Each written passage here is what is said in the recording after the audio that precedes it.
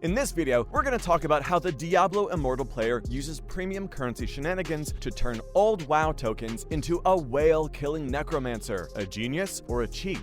That's up to you, but it was a smart move nonetheless. A Diablo Immortal player with the Reddit handle daymeeuhn chose not to work hard, but to work smart. They ended up with a Necromancer that you wouldn't want to fight ever, unless you're feeling particularly lucky. So, let's dive into the details of how they did what they did. First off, let's parlay like a boss. Ever thought about using other means to gain more in-game currency? This person didn't just think about it, he did it. A Diablo Immortal player known as daymeeuhn on Reddit was able to parlay an old collection of World of Warcraft loot cards into 600 million gold. They went on to use that gold to purchase approximately $50,000 worth of Diablo Immortal rewards. This is how they did it. daymeeuhn had spent around $1,000 to $2,000 in real money at BlizzCon events purchasing the World of Warcraft loot cards. They planned to turn them around for a profit, but explained how tough it was to sell them and avoid getting scammed. These cards ended up resting in a drawer collecting dust for a long time, until they discovered that the World of Warcraft tokens can be used to make in-game purchases in Diablo Immortal. They converted their loot cards to 600 tokens and bought $50,000 worth of empowered Elder Rift runes, mini dungeons, the rewards of which can be enhanced with real money, which, according to daymeeuhn, is the best way to spend real money in Diablo Immortal.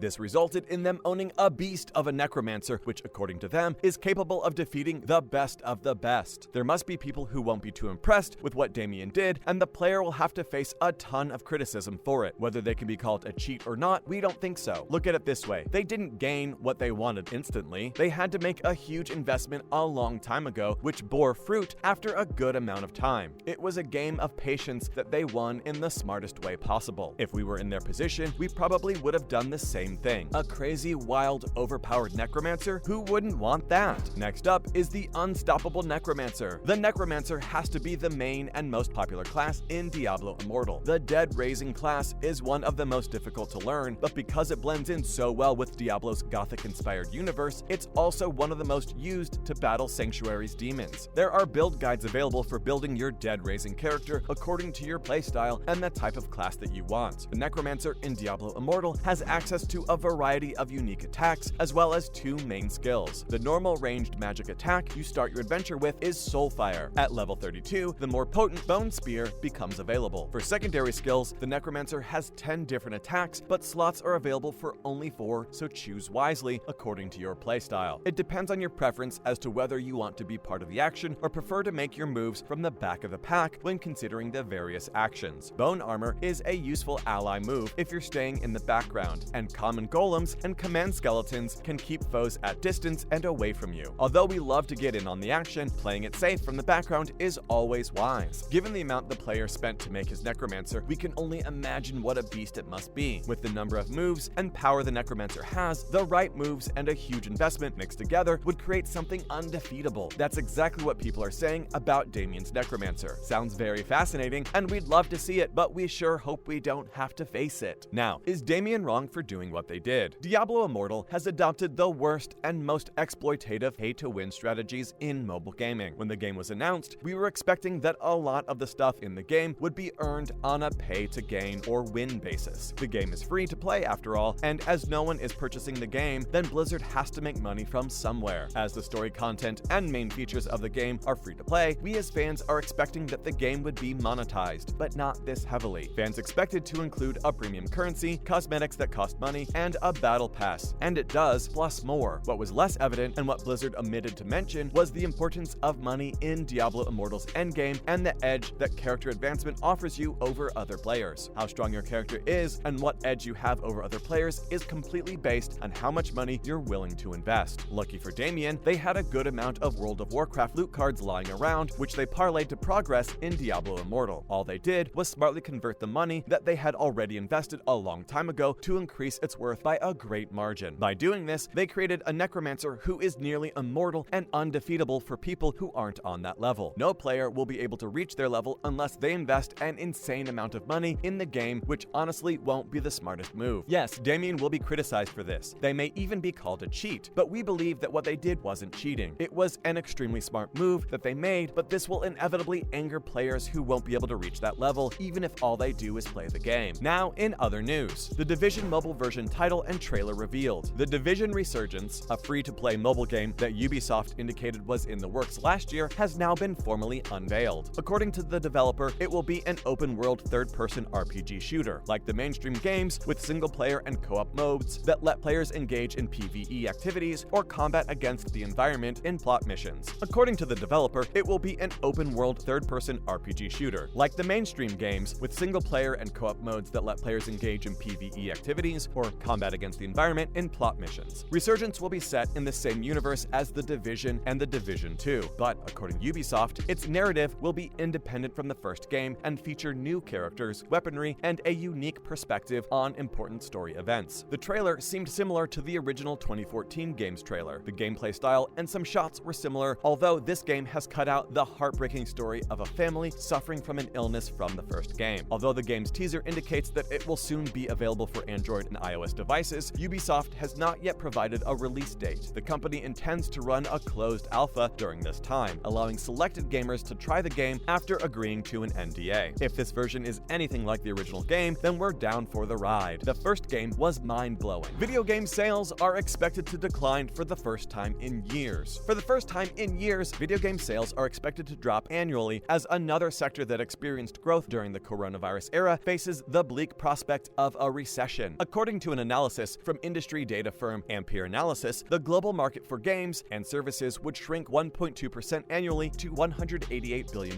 in 2022. During the 2020 COVID-19 shutdown, the gaming industry got a huge boost as people weren't leaving their houses. Gaming and movies were the only sources of entertainment most people had, so they were investing more in games and consoles. The industry's fortunes were further improved by the introduction of next-generation consoles from Sony and Microsoft in that same year. The invasion of Ukraine by Russia, together with the slowdowns in the supply chain and increased prices, made the picture for gaming much worse. Many manufacturers of gaming hardware and software, including Microsoft and Sony, have chosen to halt business in Russia. Ampere predicts that the market will resume growing in 2023 when sales are projected to reach $195 billion.